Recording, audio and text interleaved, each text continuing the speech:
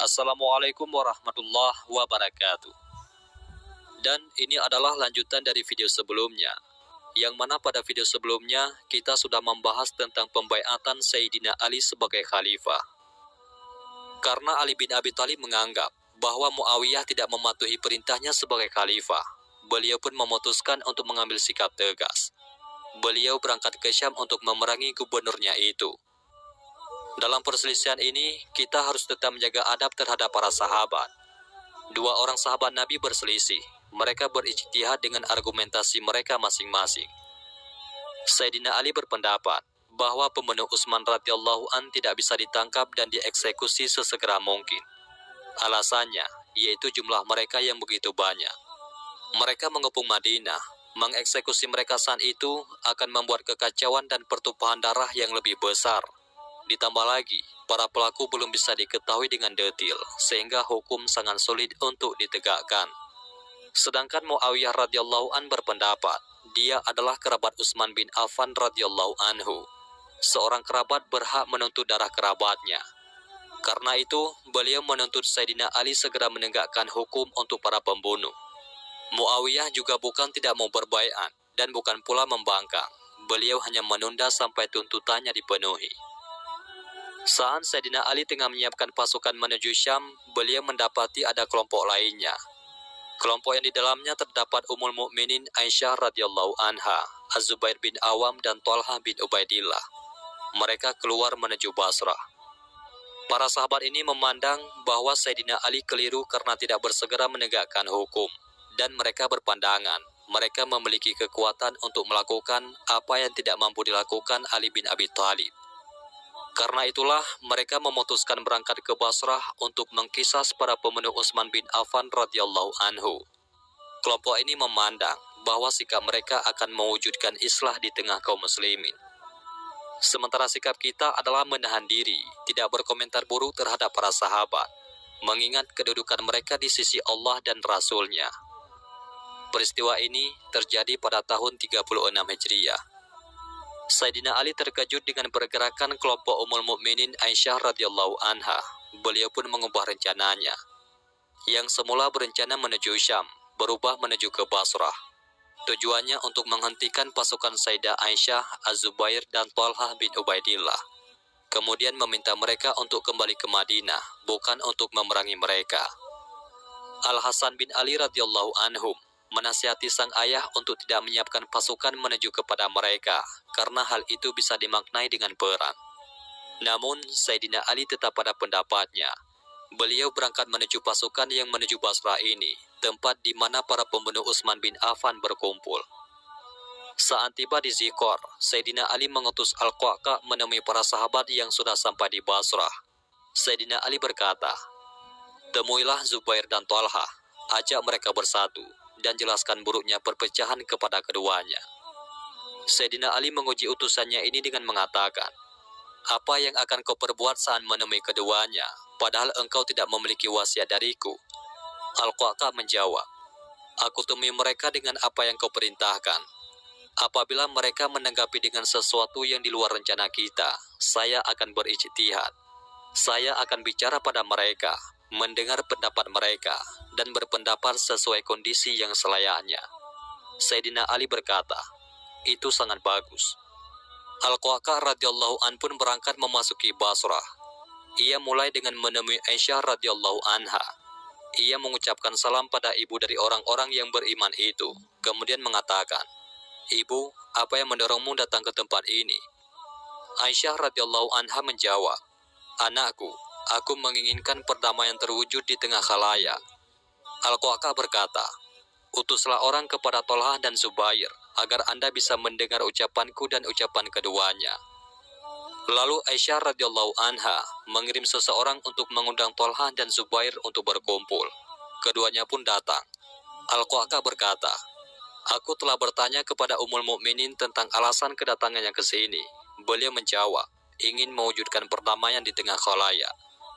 "Lalu bagaimana dengan kalian berdua? Apakah kalian berdua sependapat dengan Ummul Mukminin?" Thalhah dan Zubair radhiyallahu anhu menjawab, "Kami sependapat." Ummul Mukminin Aisyah radhiyallahu anha berkata, Lalu bagaimana dengan engkau wahai Al-Qa'qa? Al-Qa'qa radhiyallahu an berkata, solusi dari permasalahan ini adalah ketenangan. Kalau tenang, kekisruhan ini akan hilang. Kalau Anda sekalian membaiat Ali, maka itu tanda kebaikan dan rahmat. Dan tuntutan terhadap darah Utsman dapat dilakukan. Terjadilah kebaikan dan kedamaian di tengah umat. Tapi kalau Anda sekalian menolak dan mengedepankan ego, sangat disayangkan. Ini tanda keburukan dan kerugian.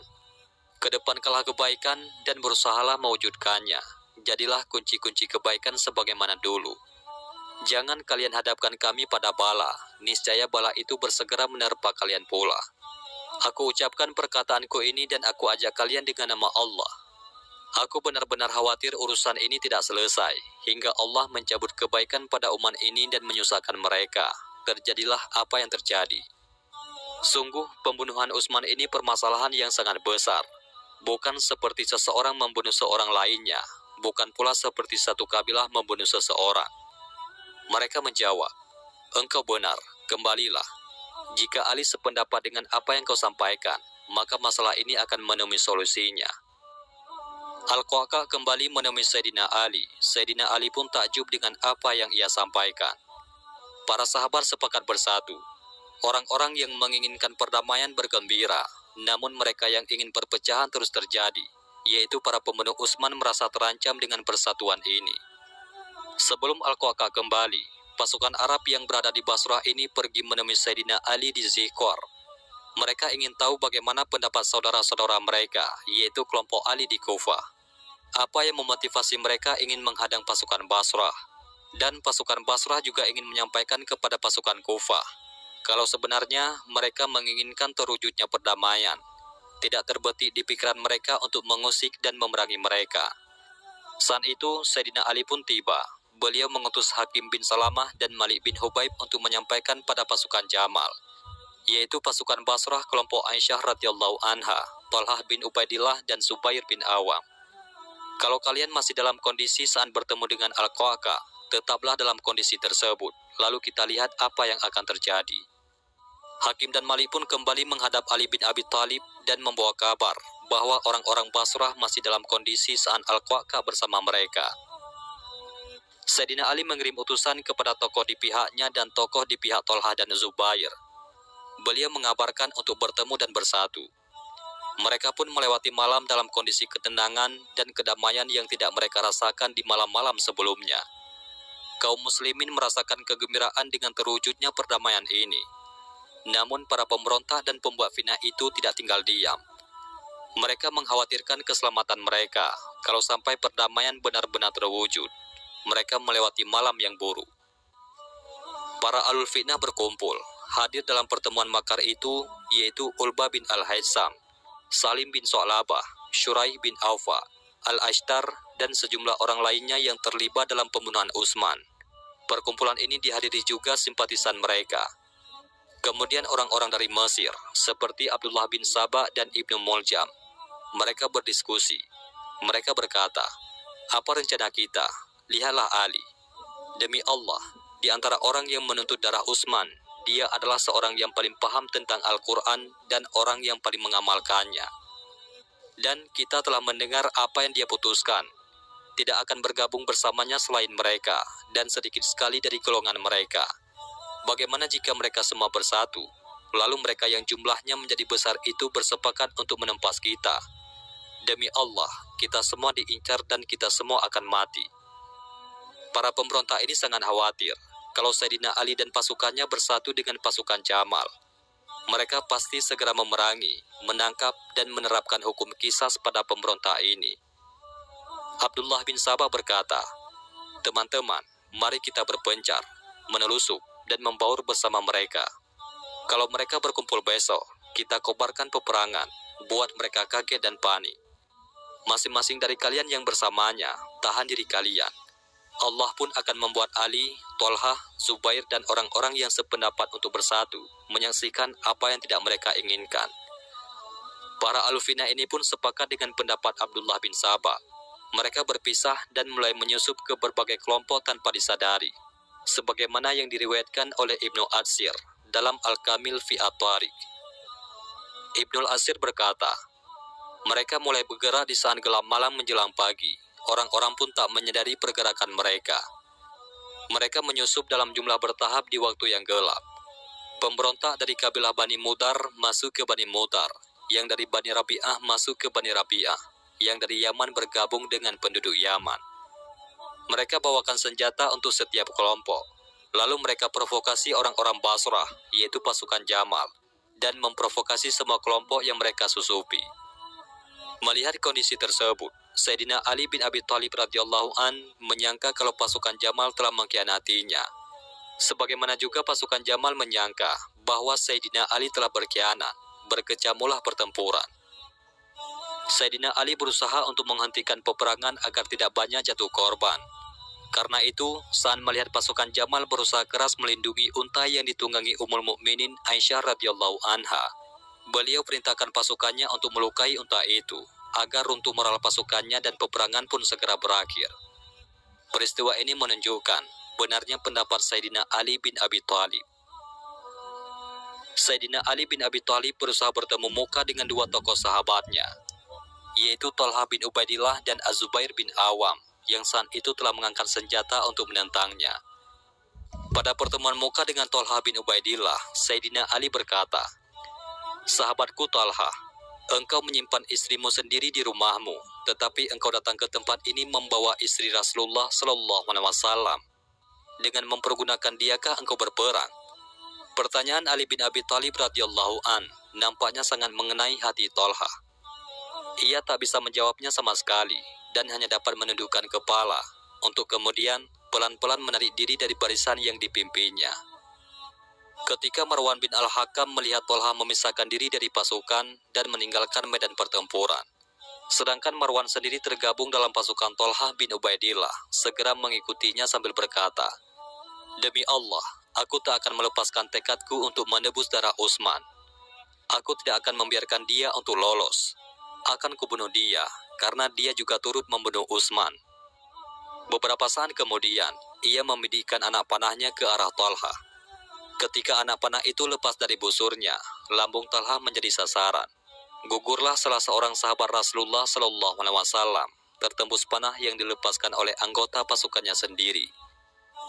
Marwan bin Al-Hakam membunuh Thalhah bin Ubaidillah karena ia menganggap sebagai bentuk pembalasan atas kewafatan Utsman bin Affan radhiyallahu anhu. Ia membunuh sahabat Nabi, yaitu Thalhah bin Ubaidillah yang ia anggap bersalah dalam pertempuran Jamal. Jika kita melihat ke belakang, Thalhah bin Ubaidillah radhiyallahu an dikenal sebagai orang yang jujur dan teguh pendiriannya. Sejak awal keislamannya, beliau juga tak pernah ingkar janji, dan beliau juga dikenal sebagai orang dermawan. Pernah beliau membawa pulang keuntungan dagang sebesar 700.000 dirham. Pada keesokan harinya, beliau membagikan uang tersebut kepada fakir miskin Ansar dan Muhajirin. Beliau tidak merasa berhak memegang harta sebanyak itu, meski itu adalah hasil keuntungan dagangannya. Pantas jika Rasulullah Shallallahu Alaihi Wasallam memberinya gelar Thalhah al-Jaud, yaitu Thalhah yang pemurah, dan Thalhah al-Fayyad, yakni Thalhah yang dermawan. Thalhah bin Ubaidillah radhiyallahu anhu syahid pada usia 60 tahun dalam peristiwa tersebut. Sementara itu, ketika Sayyidina Ali bin Abi Thalib berhasil bertatap muka dengan Zubair bin Awam, beliau bertanya, "Wahai Zubair, apakah yang mendorongmu sampai datang ke tempat ini?" "Untuk menuntut balas atas kematian Utsman," jawab Zubair dengan terus terang. Sayyidina Ali berkata, "Wahai Zubair, aku memanggilmu atas nama Allah. Tidakkah engkau ingat suatu hari di mana engkau lalui bersama Rasulullah Shallallahu Alaihi Wasallam? Waktu itu Rasulullah bertopang pada tanganmu, kemudian baginda tersenyum padaku, lalu menoleh kepadamu sambil berkata, 'Wahai Zubair, apakah engkau mencintai Ali?' Kau menjawab, 'Bagaimana bisa aku tidak mencintai anak dari pamanku, baik dari pihak ayah ataupun ibu, dan dia seagama denganku?' Rasulullah melanjutkan sabdanya, 'Demi Allah, wahai Zubair, sungguh engkau akan memeranginya, dan saat itu engkau berada di pihak yang keliru.' Zubair mengatakan, 'Aku ingat sekarang, dan aku hilaf dari pesan baginda Nabi. Demi Allah, aku tidak akan memerangimu.' Setelah mengucapkan kata-kata itu, Zubair bin Awam cepat-cepat keluar meninggalkan pasukan dengan air mata yang membasahi pipinya. Tetapi malang bagi Zubair bin Awam radhiyallahu anhu. Salah seorang anggota pasukan Ali bin Abi Thalib yang bernama Ammar bin Jurmus, ketika melihat Zubair terpisah dari pasukannya, segera diikuti dan kemudian ia membunuh Zubair bin Awam radhiyallahu an ketika beliau hendak melaksanakan sholat. Si pembunuh itu pergi kepada Khalifah Ali dengan maksud melaporkan tindakannya terhadap Zubair, dengan dugaan bahwa kabar itu akan membuat Khalifah Ali bersenang hati. Apalagi sambil menanggalkan pedang-pedang Zubair radhiyallahu an yang telah dirampasnya setelah melakukan kejahatan tersebut. Tetapi Sayyidina Ali berteriak setelah mengetahui bahwa di muka pintu ada pembunuh Zubair bin Awam yang minta izin masuk dan memerintahkan orang untuk mengusirnya. Sampaikan berita kepada pembunuh putra Ibu Safiyah itu bahwa untuknya telah disediakan api neraka, ujar Khalifah Ali. Dan ketika pedang Az-Zubair ditunjukkan kepada Sayyidina Ali oleh beberapa sahabatnya, beliau mencium pedang itu dan menangis, kemudian berkata, "Demi Allah, pedang ini sudah banyak berjasa, digunakan oleh pemiliknya untuk melindungi Rasulullah dari mara bahaya." Rasulullah Shallallahu Alaihi Wasallam menjamin 10 sahabatnya masuk surga. 2 di antaranya adalah Thalhah bin Ubaidillah dan Az-Zubair bin Awam radhiyallahu anhum. Zubair bin Awam radhiyallahu anhu wafat pada bulan Rabiul Awal tahun 36 Hijriah. Saat itu beliau berusia 66 atau 67 tahun. Setelah jasad Zubair bin Awam dimakamkan, Khalifah Ali bin Abu Thalib berkata, "Sungguh aku berharap bahwa aku, Thalhah, Zubair dan Utsman termasuk orang-orang yang difirmankan Allah Subhanahu wa Ta'ala. Dan kami lenyapkan segala rasa dendam yang berada dalam hati mereka. Sedang mereka merasa bersaudara, duduk berhadap-hadapan di atas dipan-dipan." Quran Surat Al-Hijr ayat 47. Sayyidina Ali menatap kubur Zubair radhiyallahu an sambil mengatakan, "Sungguh kedua telingaku ini mendengar Rasulullah Shallallahu Alaihi Wasallam bersabda, Thalhah dan Zubair berjalan di surga." Usai perang, Sayyidina Ali bin Abi Thalib tetap memuliakan ibunda Aisyah radhiyallahu anha. Sayyidina Ali mengutus saudaranya, yaitu Muhammad bin Abu Bakar, untuk menemani Ummul Mukminin Aisyah radhiyallahu anha untuk pulang ke Madinah. Mereka berangkat bersama 40 orang wanita dari kelompok Basrah. Kemudian semuanya berangkat ke Mekah untuk berhaji. Setelah itu baru ke Madinah. Dari sini juga kita mengetahui benarnya pendapat Al-Hasan bin Ali yang melarang ayahnya untuk berangkat menghadang pasukan Jamal. Dan sejarah ini kemudian dilebih-lebihkan oleh para orientalis. Demikian juga orang-orang yang di hatinya memiliki kebencian terhadap salah seorang dari sahabat yang ikut dalam perang Jamal. Mereka melebih-lebihkan jumlah korbannya, mengada-adakan ucapan, sehingga terlihat para sahabat itu saling benci dan haus kekuasaan. Padahal mereka semua ingin bersatu dan menuntut keadilan. Mereka tidak ingin berperang. Mereka hanya ingin menangkap pembunuh Utsman bin Affan radhiyallahu anhu. Namun, mereka berbeda pendapat dalam menetapkan caranya. Kondisi ini dimanfaatkan oleh para pemberontak. Mereka memprovokasi, mereka masuk di barisan semua pihak. Sehingga masing-masing pihak menyangka pihak yang lain mengangkat senjata untuk membatalkan perdamaian. Perang ini berlangsung kurang lebih selama setengah hari, dan korban yang jatuh dari semua pihak tidak lebih dari 100 orang. Setelah perang Jamal ini, Sayyidina Ali radhiyallahu an menetapkan ibu kota negara berpindah, yang awalnya di Madinah menuju ke Kufah. Wallahu a'lam bishawab.